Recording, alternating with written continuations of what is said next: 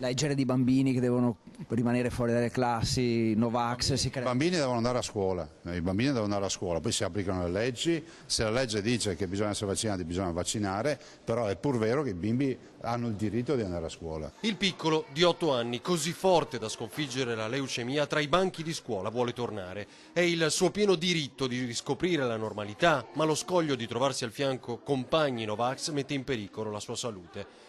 Il caso è esploso dopo il racconto della pediatra trevigiana spinge a una soluzione immediata. È la stessa legge a prevedere la tutela dei bimbi immunodepressi. Quindi Andrea non dovrebbe finire nella classe prevista, che ha 5 alunni non vaccinati, e tantomeno nell'altra sezione, che ne ha 3. L'obbligo vaccinale in Italia c'è sempre stato, tranne che in Veneto. Quindi anche questa suggestione, la Lorenzin ha introdotto l'obbligo vaccinale, no, ha introdotto la coercizione e le multe, l'obbligo c'era anche prima. Però io dico, se con l'obbligo vaccinale, tranne in Regione Veneto, vedi che le performance vaccinali non ci sono, forse ti devi porre il problema che il problema non è quello di spingere ancora di più, ma di dialogare. E potrebbe essere proprio questa la soluzione, parlare con le famiglie, come dice il governatore. Per ora il bimbo che ha sconfitto la leucemia sarà seguito da una maestra a casa. Poi si sceglierà per lui la soluzione migliore, fa sapere il provveditore.